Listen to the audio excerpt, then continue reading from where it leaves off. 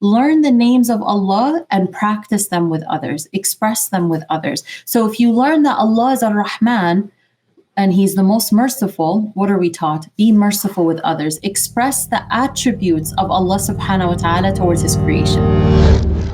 Bismillahi walhamdulillah wa salatu wassalam ala rasulillah. Assalamu alaikum everyone, and welcome back to our series Awaken and Align. Today's topic is on how do we cultivate self-love, a love for ourselves and a compassion for ourselves. But most importantly, how do we do that in a way that is rooted in our relationship with Allah? This is an area that I explored extensively for many years, and the reason is because early on in my journey, I saw that a lot of the ways that self-love and self-compassion was talked about in the Western self-help and Western psychology world was not promoting of our relationship with Allah subhanahu wa ta'ala. And a lot of the teachings actually promoted, more self-centeredness and where you have these messages that you're the master of yourself, that basically our self-love ends with us, right? And so I decided to explore that for quite a while because I found that it's so necessary for us to have a healthy relationship with ourselves. In fact, to have a healthy relationship with Allah, you need a healthy relationship with yourself. And these are two relationships that affect each other. So when you work on your relationship with Allah, it impacts your relationship with yourself. And when you work on your relationship with yourself, it impacts your relationship with Allah. And so you can't work on one without the other. You need both. And a lot of people don't realize that actually when they don't work on their relationship with themselves and they don't cultivate a love and a compassion for themselves that's rooted in Allah subhanahu wa ta'ala, that's centered around Allah subhanahu wa ta'ala, where they see their worth through Allah, it actually impacts their spiritual growth. And so this journey to navigating self-love and self-compassion through an Islamic psychological lens really is about understanding that, number one, we do not worship ourselves. But number two, my relationship with myself is a means to Allah subhanahu wa ta'ala. Our righteous predecessors, they used to say, Man arafa nafsahu arafa rabbahu. Whoever knows themselves knows Allah subhanahu wa ta'ala. This statement played such a crucial role on my journey to navigating this work because early on, I found that a lot of times we talked about our relationship with Allah in the absence of our relationship with ourselves. So when I came across this statement, it really was very eye-opening, and it took me, I had to really take it in and explore it for years after to understand what it truly meant. And I remember one day I was by the beach, by the ocean. I was reflecting on the sunset. I was reflecting on the ocean. And as I was saying, subhanallah, as I was glorifying Allah, as I was looking at, these breathtaking views, something settled in my heart, a great truth. And that is, when I connect with the creation, it leads me to the creator. When I appreciate the art, it leads me to the greatest of artists. When I am in awe of beauty in front of me, I glorify the one who creates beauty, the one who is the most beautiful and loves beauty and creates beauty, right? So then I realized there's no conflict here. When I connect with Allah's creation, I remember Him, and that's beautiful. And then something really powerful hit me that day, and that is, well, I am His creation too. So prior to that, I was always scared to explore self-love. I was scared to explore self-compassion because I was always taught that the only way to have a relationship with yourself is through, self-accountability, because that is what a lot of teachers taught, right? When I would ask questions about how do we navigate a relationship with ourselves, how do we love ourselves through an Islamic lens, a lot of the answers that I got were about, well, you hold yourself accountable. You hold yourself accountable. And I remember thinking that can't be the only way we interact with ourselves, just through always holding ourselves accountable. And so when I realized this truth that I am His creation too, and just as Allah subhanahu wa ta'ala, is the end and the destination of anything that I appreciate, any beauty that I see, any goodness that I see outside of me, it's the same thing when I interact with myself, that I am not the end, that Allah is everything is the means to Allah subhanahu wa ta'ala. And this is how I began, really understanding self-love and navigating self-love through an Islamic lens in a way that helps people not become arrogant through it. Because a lot of people are scared of this, right? They're scared that if I love myself or if I, have a healthy relationship with myself, I'm going to be arrogant. But how can you be arrogant if everything you see within yourself takes you back to Allah subhanahu wa ta'ala? How can you be arrogant if every goodness, every strength, every good quality that you see within yourself becomes a means to Allah subhanahu wa ta'ala? How can you be arrogant if knowing yourself leads you to knowing Allah? Because man arafa nafsahu arafa rabbahu. Whoever knows themselves knows Allah subhanahu wa ta'ala.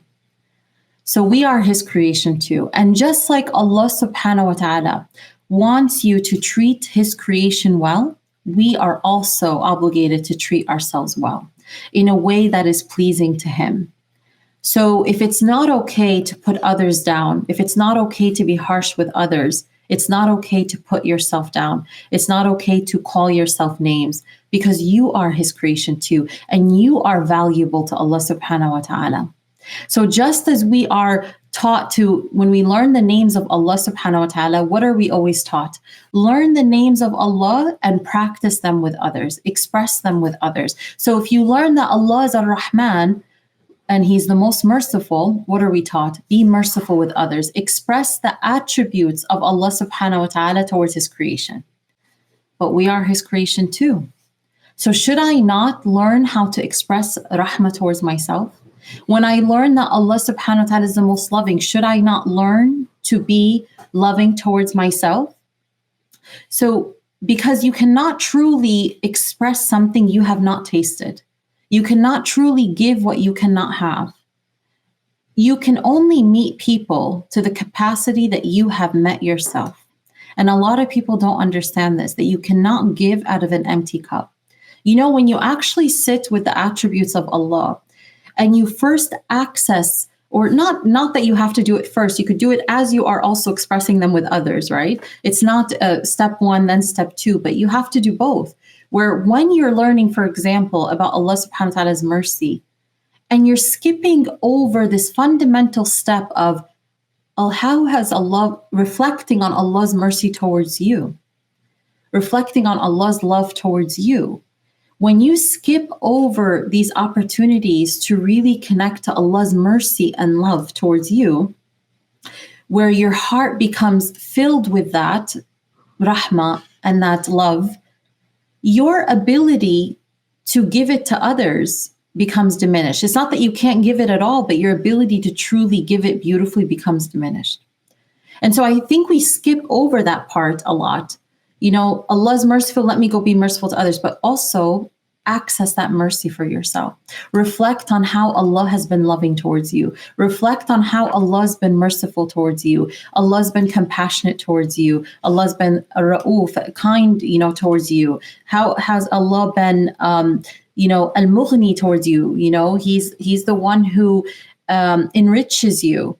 So really pausing to have that intimate relationship with Allah subhanahu wa ta'ala, because you can only learn to love yourself and have compassion for yourself through the source of all love and the source of all compassion, through Al-Wadud and through Ar-Rahman Ar-Rahim. You see, when you are young, you learn things through your parents. A child learns how to love themselves through their parents. A child learns how to have compassion towards themselves through their parents. That's why in trauma work, when I work with, adults who as children were verbally abused, were treated poorly by a parent, a lot of people don't realize this, but that child learns to not love themselves, because they say that when you as a parent mistreat your child, they don't stop loving you, they stop loving themselves. And this is why, healing work is so important, because a lot of people go through life never really understanding, never really, experiencing a healthy relationship with themselves and love towards themselves, because what was modeled for them was abuse towards themselves. So they learn to internalize these messages, because when you're a child, you're a sponge, right? Your brain is a sponge. You internalize these messages very deeply. And a lot of adults work, a long time to unlearn these messages, to unlearn, these unhealthy narratives that they've internalized from a caregiver or a parent. And that's why this work and this topic is so important, because a lot of people didn't have healthy upbringings. A lot of people were not talked to kindly. A lot of people did not learn to view themselves in a healthy way. And so they have to do this work of unlearning that. But here's the powerful and most beautiful thing we have with Islam, is that through Islam, we all have an opportunity to get from Allah what we did not get from the creation. Whether it's something you didn't get from your parents, whether it's something you didn't get from your friends or from the community or from your relationships, you always have access to the source of what you are seeking, and that is Allah subhanahu wa ta'ala. So you feel unloved, you have Al-Wadud, the most loving. You feel like you're harsh with yourself, access Ar-Rahman Ar-Rahim. You have that opportunity anywhere you are. Any moment you are, anytime, you have open and full and infinite access to Allah subhanahu wa ta'ala, to access what you are missing in that moment. You don't feel sufficed, Allah is al-Mughni. You feel like doors are closed, Allah is al-Fattah, right? You always have a name of Allah and an attribute of Allah to access if you feel like something is missing from your life.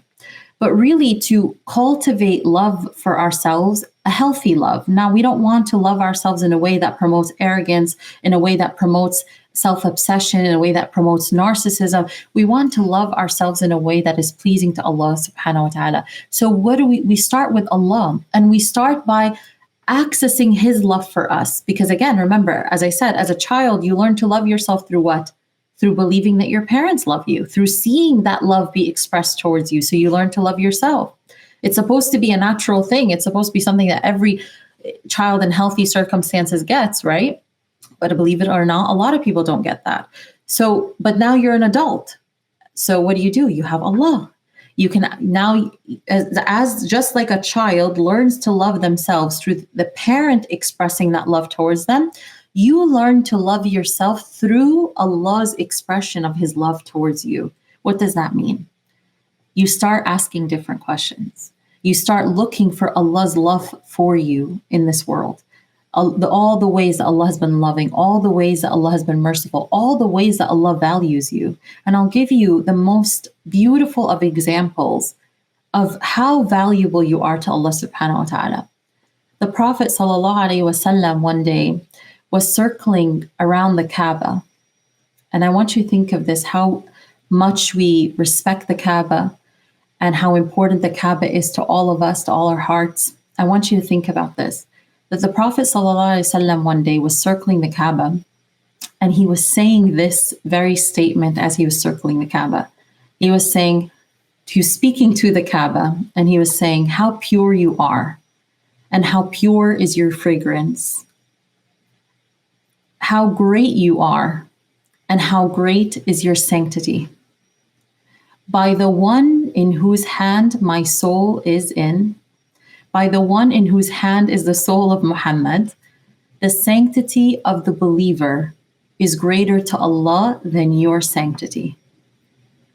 In his wealth, his life, and to assume nothing of him but good. Here the Prophet ﷺ is circling the Kaaba and speaking to it, first glorifying it, praising it, basically praising how pure it is, how the fragrance is beautiful, how just great the Kaaba is. And yet he says, by the one in whose hand is the soul of Muhammad sallallahu alaihi wasallam, the sanctity, the sacredness, the value basically of the believer is greater to Allah than your sanctity. That's how valuable we are to Allah subhanahu wa ta'ala. Allah subhanahu wa ta'ala values us. So that's where you learn to value yourself. That my creator values me. My creator loves me. Rabbi al-Adawiyya, rahimahullah, she used to say, I look for Allah's love everywhere, and suddenly I am filled with it.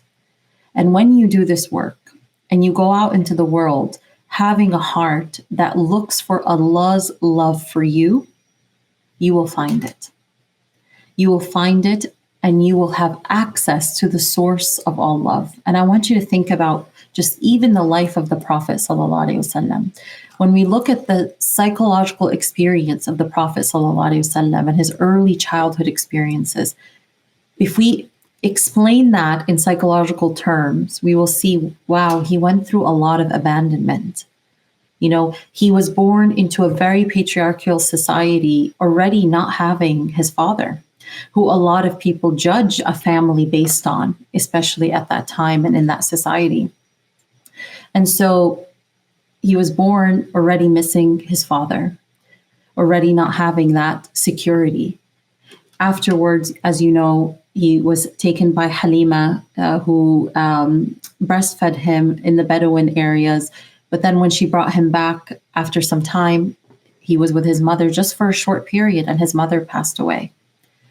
Afterwards, he was given to his grandfather, and his grandfather treated him so well and showered him with love, but also he passed away. And then he was given to his uncle. So he dealt, if we look at it from a psychological lens, we can see, wow, there's a lot of loss, a lot of abandonment. So when we look at that, we should ask, when we study the seerah, we should ask these questions of, what was the wisdom behind this, right? Because Allah does everything with wisdom. And of course, we'll never be able to access 100% we'll never be able to fully always understand Allah's wisdom, of course, but we can reflect and think, well, what was the purpose of this? And when we were studying the seerah, you see, when you study the seerah, you see the process that Allah subhanahu wa ta'ala was creating for the Prophet sallallahu alaihi wasallam. And that is when, in the Arabic world, in the Middle East, we call the parents Rabb al-Bayt, right? And the caretakers of the home. And in the Quran, Allah subhanahu wa ta'ala, he sometimes refers to himself as Ilah, and other times he refers to himself as Rabb. And it's really interesting because when he refers to himself as Ilah, it's usually in reference to the one you worship. So it usually is centered around ibadah. But when he refers to himself as Rabb, he usually refers to the one who provides for you, the one who looks over you, the one who watches over you, the one who rears you, the one who basically takes care of you. So Allah subhanahu wa ta'ala kept depriving the Prophet ﷺ of his Rabb al-Bayt, the caretakers of the home. Why? So he could have a strong and very direct access to Rabb al-Alameen, the caretaker of the universe, of the worlds. This is the very statement we say in every rak'ah when we say Surah Al-Fatiha. Alhamdulillahi Rabb al-Alameen. How many of us think about what that means? That he's the caretaker of the worlds, but he's the caretaker of me. He's the caretaker of me. He's the one who rears me. He's the one who watches over me. He's the one who is the source of everything I seek. Whatever I need, I have access to through him. So the Prophet ﷺ, he struggled, and nobody struggles more than the Prophets ﷺ. But they become these giants and these forces of strength in the world because of their strong link with the one who is the source of everything they need. So the Prophet ﷺ strengthened and had such a strong link with Allah subhanahu wa ta'ala. And this is just to say that whatever you did not get from your parents, let's say you're listening to this and you think to yourself, oh, I never learned to love myself, or I don't have that healthy relationship. It's important to do the work because this requires healing. This does require work, but also remember to do the work alongside Allah alongside you strengthening that relationship with Allah subhanahu wa ta'ala, where now you are looking for that love with Allah. You are seeking that love with Allah. You're constantly reflecting on all the ways that Allah values you, on all the ways that Allah loves you, on all the ways that He has been watching over you. When I do guided meditations with my students in our Sacred Self-Love course, one of the things that I have them do is, and you could try this at home, is just to sit and really reflect, engage in some breathing just to center yourself, deep breathing, and then start reflecting on your life and all the ways that Allah subhanahu wa ta'ala has been merciful towards you, all the ways He has watched over you, all the ways that He has reared you and molded you. You know, in Surah Taha, one of my favorite verses in the Quran is the verse where Allah subhanahu wa ta'ala is speaking to Musa alayhi salam, and he's basically reminding him of his favors upon him. So telling him, remember when we inspired your mother to put you in the river, and remember when, you know, basically, I'm paraphrasing, but basically when you were placed in the hands of Pharaoh. You know, the worst, I call him the worst narcissist to ever live on the face of the earth, right? We talk about narcissists a lot in our time. Well, there was no greater narcissist than Pharaoh. Pharaoh, what did he say? Ana rabbukum al-ala. I am your Lord, the greatest. He had a very inflated ego, right? And yet that's where Musa was placed. And then at one point, Allah returned Musa to comfort his mom. And so Allah subhanahu wa ta'ala is reminding Musa of basically his journey. And you know what Allah subhanahu wa ta'ala tells him right after? It's such a beautiful ayah. Bismillah ar-Rahman ar-Rahim. وَأَلْقَيْتُ عَلَيْكَ مَحَبَّةً مِنِّي وَلِتُسْنَى عَلَى عَيْنِي. And I have bestowed upon you love from me so that you may be reared under my eyes. I have bestowed love upon you from me, not from anyone, not from a human being, not from your parents. No, from the creator of your parents and the creator of everyone and the creator of all creation, the creator of the universe, the creator of the heavens and the earth, saying, I have bestowed upon you love from me so that you may be reared under my eye, not anyone's eye, not the eye of imperfect human beings, the eye of the most perfect. What does this teach us? That your journey, everything that you went through, all your experiences, you were always under Allah's eye, and it was always rooted in His love. So this is so important to connect to, that Allah subhanahu wa ta'ala created us with love. And love is the foundation of everything that we go through in this world, even our tests. When Allah tests you with something, it's rooted in love, because it's to give you. When Allah withholds from you something, it's rooted in love because He's giving you as He's withholding. So to start reframing how you view yourself, and instead of trying to find that worth, to find that love, to find that compassion through the creation, because the creation will always fall short, to change, the direction. And to say, I've been looking for my worth in so many different areas. And it's time now that I start looking for my worth through Allah subhanahu wa ta'ala. It's time now that I start seeing all the love, like learning how to love myself through connecting to Allah's love for me. And so always remember, we are His creation too. You can't give what you can't have.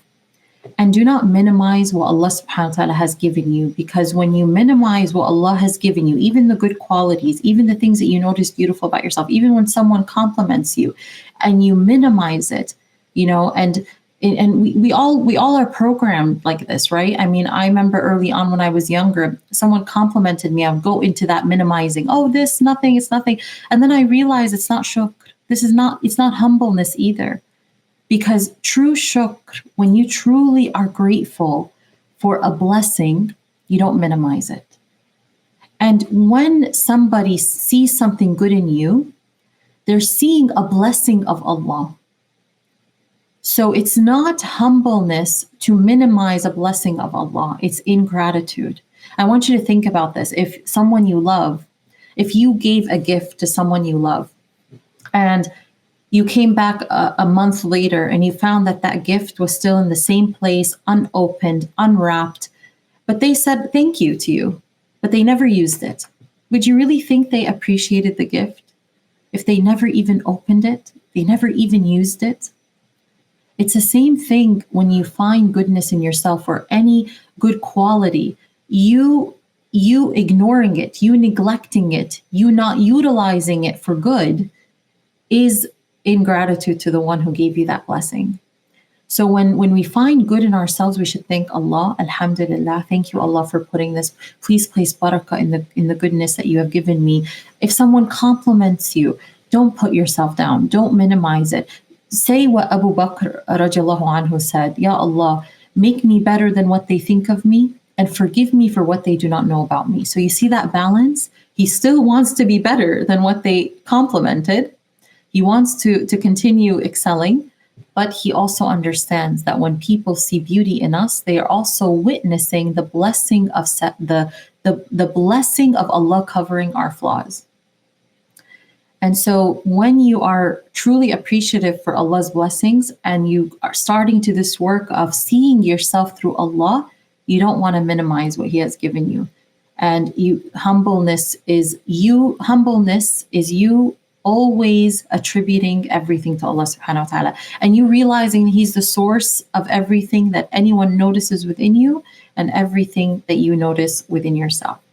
So I hope this is just a good starting point, a good reminder. It's a reminder to myself first and to all of you to always try to approach the view that you have of yourself through Allah subhanahu wa ta'ala by accessing His love for you. I know it can be difficult at times. We can be harsh with ourselves at times, but it's important to always assess, am I treating myself in a way that is pleasing to Allah subhanahu wa ta'ala? Because I am His creation too. I will stop here and take questions.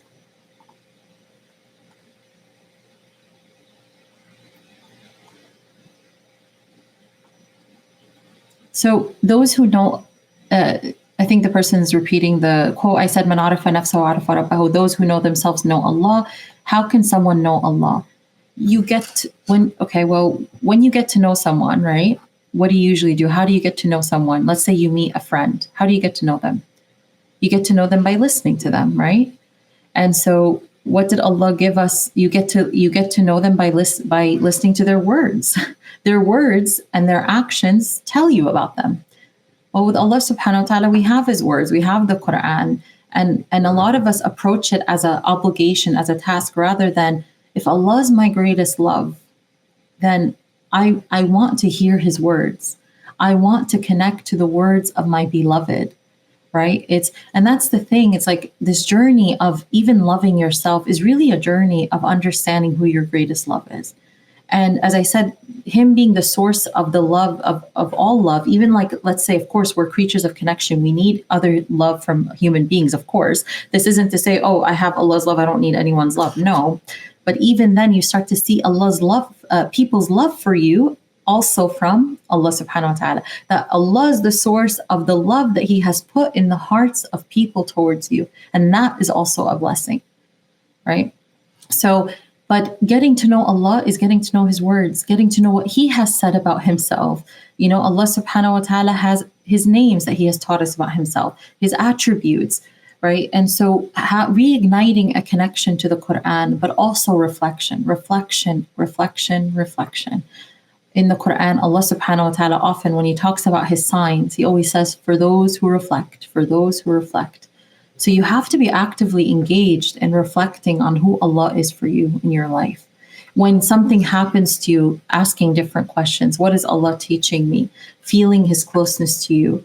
You know, when you're praying, do you feel that connection? Do you feel like Allah is, you're in the presence of Allah subhanahu wa ta'ala? So really getting to know His words, getting to know the seerah, because we need the Prophet sallallahu alaihi wasallam. We need the sunnah. Those are all asked. We need the Quran and we need the sunnah to understand who Allah subhanahu wa ta'ala is in our life and the immense love He has towards us. Like, for example, this hadith, this truth about us being more valuable than or more sacred than the Kaaba is a hadith, right? It's not in the Quran. So you learn about Allah's value, how Allah values you through also hadith and through the sunnah.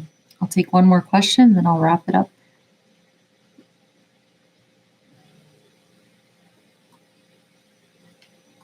How do I detach myself from people and look for Allah instead of seeking comfort in the people I love?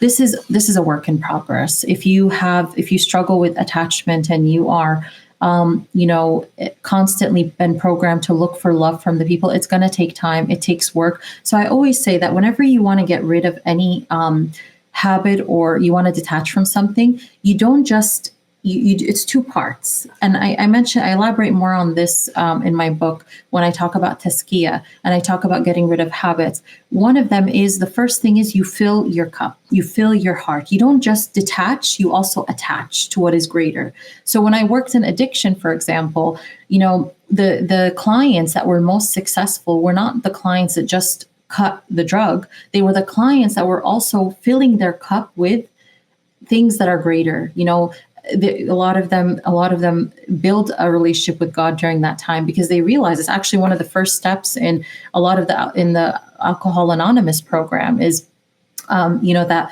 I have to believe in something greater than myself. It used to actually say God, now they changed it, but you cannot detach without filling that void with something greater. And we have Allah subhanahu wa ta'ala, who is greater than anything. We say Allahu Akbar before every prayer and every rak'ah, right? Why? Because we remember that Allah is greater than our attachments, greater than anything that we try to fill the void within us with, right? So it's not just, I need to cut this thing off, or I need to detach. No, you have to fill that space with something. Imagine if you got rid of your couch, right, in the middle of your living room, and you got rid of the couch, and now you have no place to sit on, right? And you didn't replace it with a new couch. What are you most likely going to do? You're going to go and get that old couch from the storage and put it back. Why? Because you didn't fill that space. You didn't even put cushions. You didn't put a chair. You just left it empty. So your attachment to the old couch came back, right? So my point is that you can't remove something without adding. You can't beautify. You can't remove without beautification. You need both. You need to always be filling your cup with Allah subhanahu wa ta'ala and His love for you, and attaching yourself to your need for Him, while simultaneously working slowly to detach from things that are unhealthy for you. All right, I will stop here. I hope this was beneficial, inshallah. Jazakumullah khair. Thank you for bringing your heart. And I look forward to continuing the series with you all. Allahumma salli ala Sayyidina Muhammad wa ala alihi wa ashabihi ajma'in. Wassalamu alaikum wa rahmatullahi wa barakatuh.